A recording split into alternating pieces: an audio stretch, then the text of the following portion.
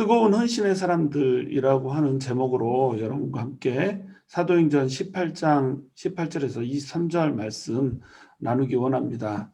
하나님의 사람들은 하나님을 향한 그 사랑을 어떻게든 표현을 하죠. 어떤 사람은 입술로 표현을 하고 어떤 사람은 쉽게 표현하지 못해서 손을 위로 올리고 찬양하는 것도 부담스러워하고 이런 사람들이 있는 반면에 자기의 모든 사랑을 전적으로 헌신하여서 하나님께 드러내 보이는 이런 사람들이 있습니다. 삶으로, 땀으로, 또 피로, 눈물로 하나님께 사랑을 표현하면서 자기의 모든 일생이 하나님께 드려지는 것을 영광으로 생각하는 사람들이 있죠. 사람들의 헌신의 차이가 어디에서 오는 것일까요? 바로 그 헌신의 차이는 얼마나 하나님의 은혜를 깊이 느끼고 살고 있고 얼마나 나의 삶의 집중점을 하늘에 두고 사는가, 여기에서 갈라지는 거거든요. 결국 예수 그리스도의 사랑이 내 안에 얼마나 깊이 있는가가 헌신을 결정하고, 또 이 땅의 것이 아니라 천국의 것을 얼마나 소망하는가에 따라서 헌신이 결정되게 되는 겁니다.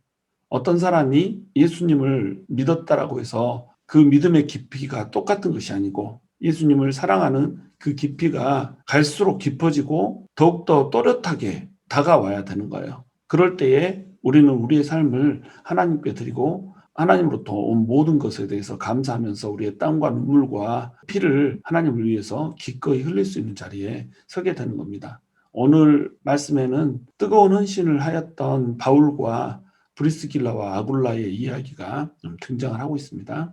자, 사도 바울은 2차 전도 여행에 있다고 그랬어요. 이제 이때쯤이면 외우고 있어야 되죠. 왜냐하면 끝나갑니다. 이제 3차 전도 여행으로 들어가야 되기 때문에 2차 전도 여행이 마무리되는 시점, 이 시점에 2차 전도 여행지를 쭉 알고 있을 필요가 있죠. 그래서 다시 한번 리뷰를 하면 안디옥에서 출발을 해서 수리아 지방, 길리기아 지방에 세웠던 교회들을 돌면서, 그리고 1차 선교 여행지를 쭉 다시 돌면서 교회들을 돌보는, 그리고 그들을 세워내는 그런 일을 하게 되는 겁니다. 그래서 더베, 루스트라, 이고니온, 안디옥 이런 지방을 돌면서 교회들을 든든히 하고, 또 소아시아 지방을 가고 싶어 했어요. 소아시아 지방에 이제 에베소가 있는데 에베소를 가고 싶어 했지만 에베소에 길이 막히고, 또 북쪽으로 가서 북쪽으로 전도를 하고 싶어 했지만 그쪽도 길이 막히면서 드로아에 들러서 기도를 하는 중에 마게도냐 환상을 보고 마게도냐에서 네아폴리,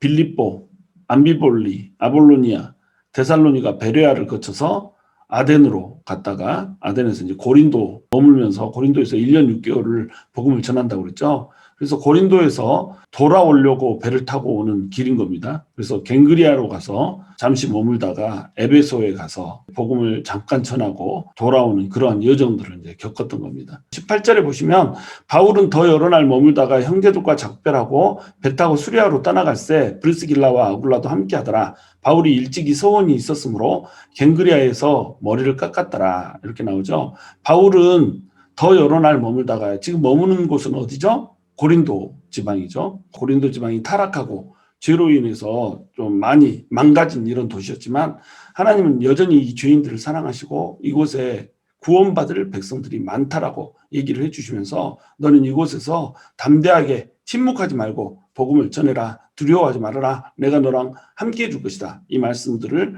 하나님께서 환상 가운데 이제 전해주게 되는 거죠. 그래서 이곳에서 한 8개월, 9개월 정도 머물렀을 때 유대인들이 이제 일어나가지고 바울을 대적하려고 시도를 하죠.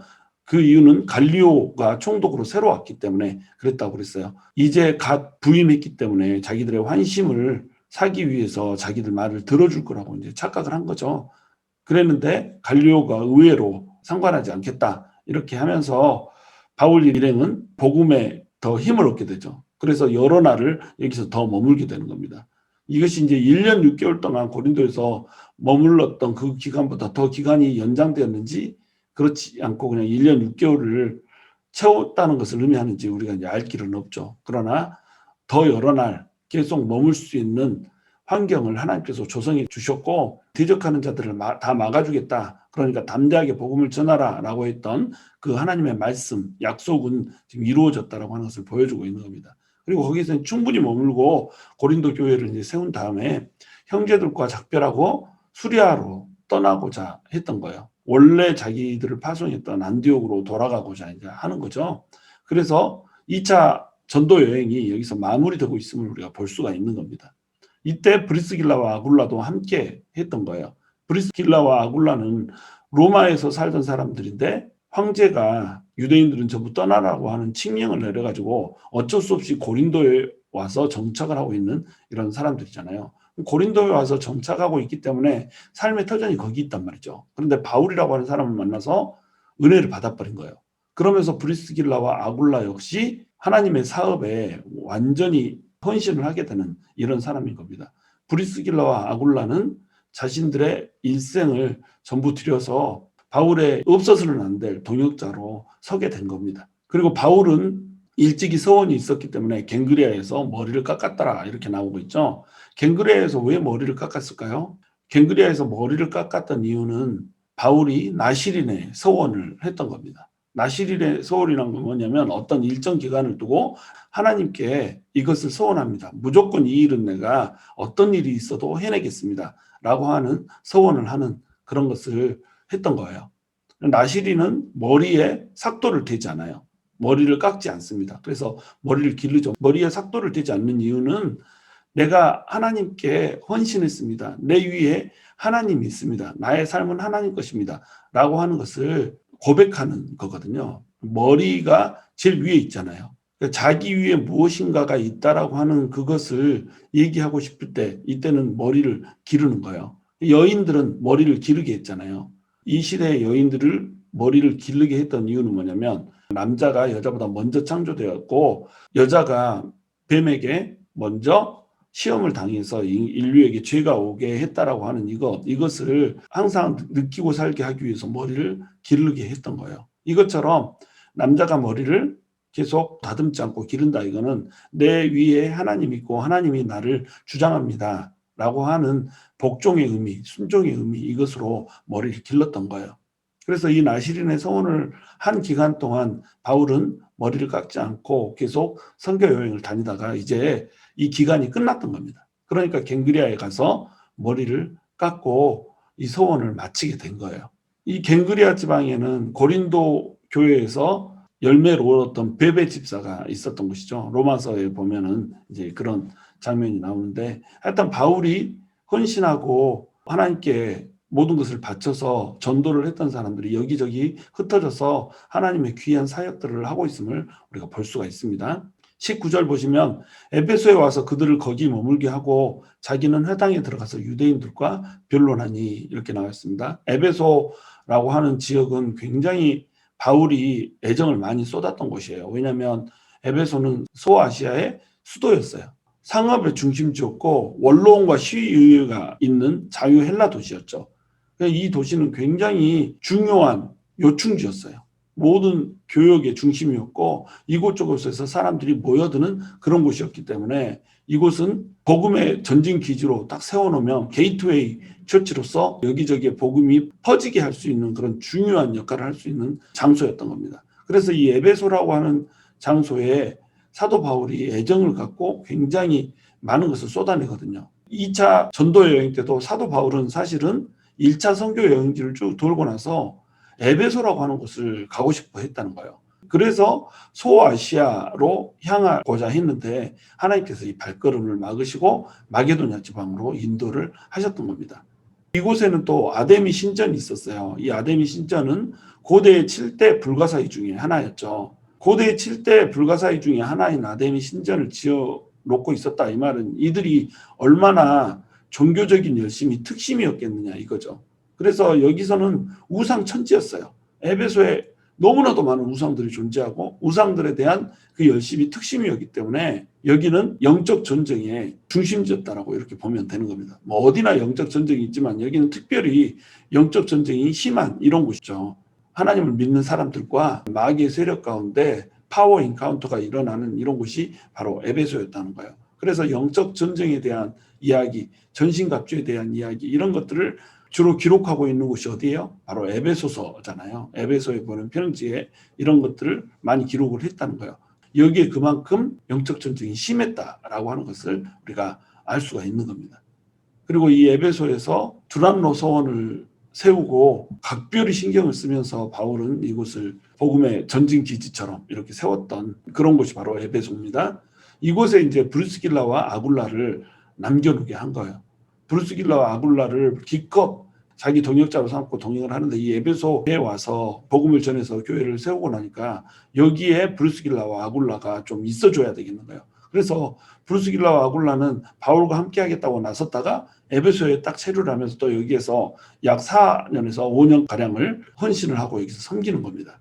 브리스길라와 아굴라가 얼마나 헌신된 사람인지 아시겠죠. 이곳에서 믿음의 형제들을 대접하기도 하고 또 바울이 데메드리오라고 하는 은장색의 공격을 받을 때에 그 공격을 목격했던 이런 사람들이기도 하고 또 자신의 생명도 아끼지 않고 바울을 도와줬다라고 로마서에서 이제 얘기를 하고 있죠. 또 글라우디오 황제가 죽고 난 이후에 로마로 돌아가서 살게 되는 이런 장면을 우리가 볼 수가 있습니다. 그러니까 여기저기 주님이 필요하다고 하는 이곳에는 항상 브리스길라와 아굴라를 바울이 보내서 그곳에 있게 하는 그런 일을 했던 거예요. 참 훌륭한 믿음의 동역자고 헌신의 사람들이죠. 자, 20절에 보면 여러 사람이 더 오래 있기를 청하되 허락하지 아니하고 작별하여 이르되 만일 하나님의 뜻이면 너희에게 돌아오리라 하고 배를 타고 에베소를 떠나. 에베소가 방금 전에도 설명드렸듯이 굉장히 중요한 장소예요. 그래서 이 에베소에 엄청난 애정을 쏟고 거기에 많은 투자를 한다고 그랬죠. 근데 지금은 그런 시점이 아닌 거예요. 이후에 일어날 일들을 제가 미리 말씀을 드린 거죠. 지금 에베소는 그렇게 중요한 장소인데 사도 바울은 이 에베소를 떠나고 싶어 했던 거예요. 여러 사람이 더 오래 있기를 청했어요. 에베소에서는 복음에 대한 반응이 매우 좋았어요. 그렇기 때문에 이 에베소에서는 떠나지 말고 계속 있어달라 이렇게 요청을 한 거죠. 그런데 이것을 허락하지 않고 떠났단 말이에요. 지금까지 사도 바울의 이 행보와는 전혀 다른 행보를 보이고 있어요. 어디 가든지 유하기를 청하면 그곳에서 더 머물면서 복음을 충분히 전하고 이렇게 왔거든요. 잠깐 있고 떠나온 곳은 대부분 핍박이 있고 또 대적하는 자가 있어서 목숨을 위협을 받으니까 몸을 피해서 같이 이렇게 더 오래 있기를 청하는데 허락하지 않고 떠나오는 장면은 굉장히 익숙하지 않은 장면인 거죠. 그래서 사도 바울은 만일 하나님의 뜻이면 너희에게 돌아오리라 이렇게 얘기를 하고 있어요. 그러니까 사도 바울은 에베소를 떠나고 싶지 않았던 겁니다. 에베소에 더 있고 싶었죠. 그리고 하나님의 뜻이면 반드시 다시 여기에 돌아와서 복음을 전하면서 이곳에서 교회를 튼실하게 세워내겠다라고 하는 이런 기대감이 사도 바울한테는 있었던 거예요. 그런데 배를 타고 에베소를 지금 떠나고 있는 겁니다. 도대체 사도 바울은 왜 이렇게 급하게 에베소를 떠나서 예루살렘으로 가고자 했을까요? 그 이유는 크게 세 가지로 나눠볼 수가 있는 거예요. 지금 이 시점이 예루살렘에서 절기를 지켜야 되는 시점이었던 거예요. 사도 바울은 유대인이었잖아요. 유대인이니까 예수님을 믿고 나서도 나시린의 서원이라는 것을 한단 말이에요. 나시린의 서원은 유대인들이 하는 이 서원이잖아요. 그런데 사도 바울이 예수님을 믿고도 여전히 유대인으로서 나시린의 서약을 하고 나시린의 그 서원을 지켜낸다는 겁니다. 다 지키고 나서 머리를 깎았으면 이 머리는 예루살렘 성전에 가서 번제로 태워야 되는 거예요. 그래야지 서원이 이제 마무리가 되는 겁니다. 그러니까 서둘러서 이 서원이 마무리된 이 시점에 머리카락을 태워서 번제로 드리고 싶었던 사도 바울의 의도가 여기에 들어있는 거죠. 그러면 아무 때나 가서 머리를 깎는 것이 아니고 이제 명절 때에 맞춰서 가고자 했던 거죠. 오순절이나 또는 유월절이나 이런 명절에 지금 이 시점이 맞아 떨어졌던 것 같아요. 그래서 이 시점을 놓치지 않고 빨리 이제 예루살렘으로 돌아가서 머리카락을 번제로 드리고 싶었던 거죠. 그리고 선교 보고를 해서 그 예루살렘 교회와 이방 교회의 유대를 강화하고 싶었던 겁니다. 왜냐하면 교회의 본원지가 예루살렘 교회잖아요. 예루살렘 교회가 다른 이방 교회들과 긴밀하게 서로 유대 관계를 가지면서 도와주는, 영적으로 도와주는 이런 역할을 했을 때 교회들이 더 강화될 수 있다라고 믿었기 때문에 2차 선교 여행의 선교 보고를 빨리 예루살렘 교회에 하고 싶었던 거죠. 그래서 에베소에서 더 오래 머물기를 거부하고 급히 배를 타고 지금 예루살렘으로 돌아오고 싶어 하는 겁니다. 22절에 보시면 가이사랴에 상륙하여 올라가 교회의 안부를 물은 후에 안디옥으로 내려가서 이렇게 나오죠. 여러분 지도를 이제 제가 좀 확대를 시켰어요. 수리아에 있는 안디옥에서 출발해서 길리기아로 돌고 갈라디아, 부르기아 지방을 복음을 전했어요. 그리고 나서 마게도니아로 갔다가 아가야 지방에 복음을 전하고 돌아와서 소아시아 지방인 에베소에서 지금 복음을 잠깐 전한 다음에 가이사랴로 돌아오는 겁니다. 오른쪽 제일 밑에 보시면 가이사랴, 그 밑에 이제 예루살렘 이렇게 돼 있죠. 가이사랴 항구에 들어가서 그 항구에서 예루살렘으로 내려가서 예루살렘으로 올라갔다고 얘기하죠. 예루살렘으로 올라갔다라고 얘기하는 이유는 예루살렘이 산지가 있어서 높았기 때문에 이제 올라갔다고 얘기하는데, 가이사랴에서 예루살렘으로 올라가서 예루살렘에서 교회에 선교 보고를 하고 다시 원래 있었던 장소, 자기를 파송했던 수리아 안디옥 교회로 올라가게 되는 이러한 여정으로 2차 전도 여행이 전부 마쳐지게 되는 겁니다. 이 2차 전도 여행의 모양은 무슨 모양이라고요? 땅콩 모양. 1차 전도 여행 기억하시죠? C자 모양으로 이렇게 쭉 돌아서 오는 그런 모습이 1차 전도 여행이었던 한다면 2차 여행은 땅콩 모양으로 쫙 전도 여행지가 확장이 되어가지고 더 넓은 지역을 복음을 전했던 바울의 여정을 우리가 볼 수가 있는 겁니다. 가이사랴에 상륙하여서 올라가서 교회의 안부를 물은 후에 안디옥으로 다시 내려갔다 이렇게 나오겠죠. 굉장히 짧게 얘기를 하고 있지만 시간 동안에 교회에서 예루살렘 교회에서 충분히 이제 선교 보고를 하고 또 교회 가운데 유대가 있게 이렇게 만들어준 다음에 안디옥으로 갔겠죠. 그런데 23절에 보시면 얼마 있다가 떠나 갈라디아와 부르기아 땅을 차례로 다니며 모든 제자를 굳건하게 하니라 이렇게 나와 있어요. 자, 얼마 있다가 이것이 얼마나 되는지는 우리는 잘 모르죠. 다른 기록들을 종합해서 추측하면 한 1년 정도, 1년 못되게 좀 쉬었다 이렇게 생각하면 돼요. 그러면서 영적으로도 충전하고 또 육신적으로도 회복하고 이렇게 해가지고 시간을 보낸 다음에 바로 얼마 안 돼서 3차 전도여행을 떠나고 있는 겁니다. 갈라디아와 부르기아 땅을 차례로 다니면서 모든 제자를 굳건하게 했다라고 나오고 있어요. 갈라디아와 부르기아 지방에 교회들을 세웠잖아요. 근데 교회를 세워놓으면 이 교회들이 그냥 돌아가는 게 아니잖아요. 누군가가 양육하고 누군가가 힘을 줘야 돌아간단 말이죠.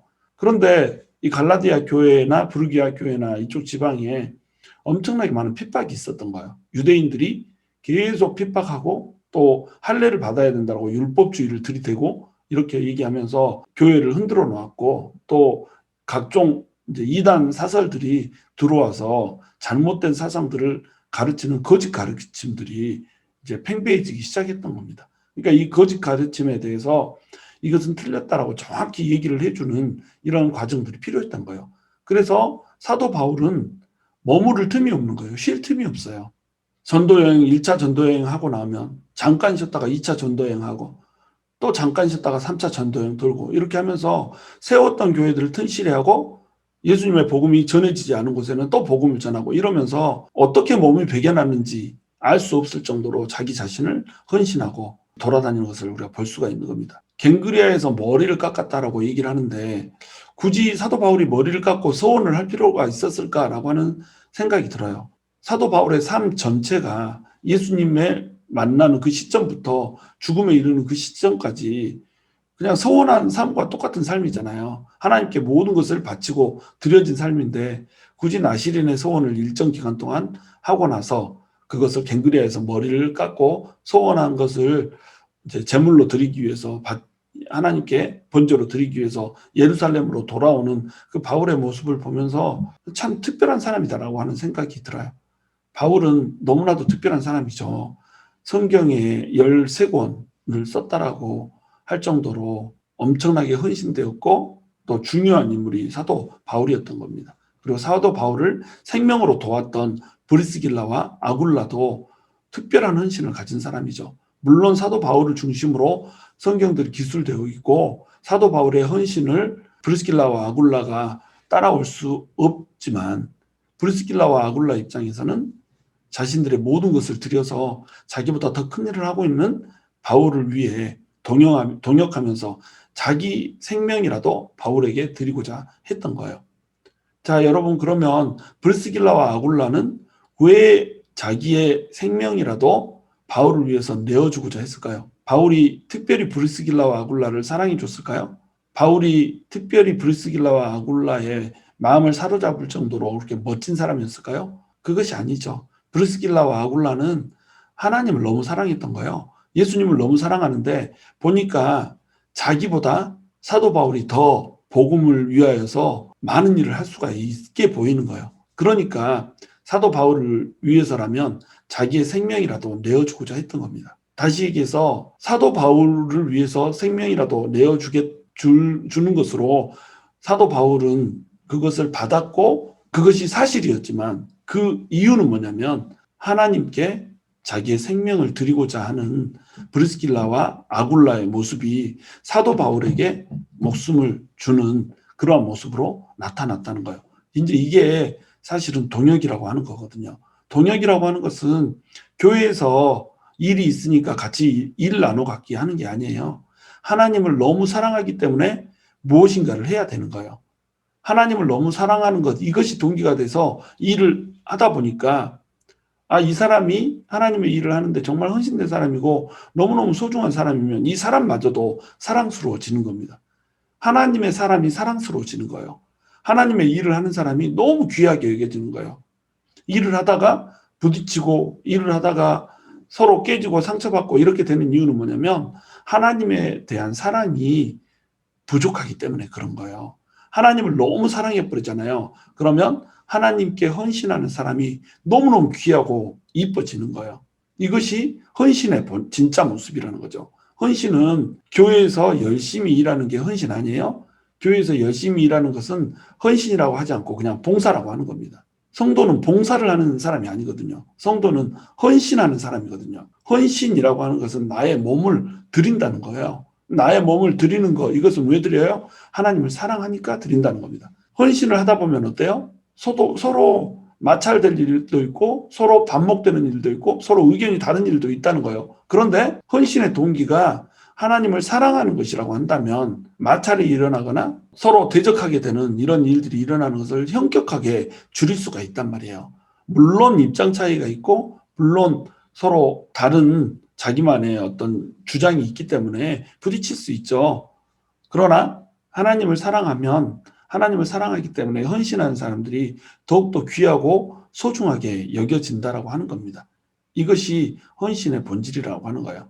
오늘 우리는 이러한 헌신을 갖고 있는 사람들을 발견하게 되는 거예요. 사도 바울 어떻게 몇 년을 거쳐서 전도 여행을 하고 돌아왔는데 1년도 못 되는 시간 잠깐 휴식하고 다시 몇 년에 이르는 그 선교 여행을 떠나냔 말이죠. 그 선교 여행이 그저 차 타고 돌아다니면서 복음 한 번씩 전하고 돌아오고 이렇게 하는 것이 아니라 생명을 거는 거였잖아요. 두들겨 맞고 또 쓰러지기도 하고 강도를 만나기도 하고 시내에 가서는 도시의 위협을 받고 산과 골짜기를 갈 때는 산과 골짜기의 위협을 받고 이런 식으로 모든 위협을 뚫고 복음을 전해야 했단 말이죠.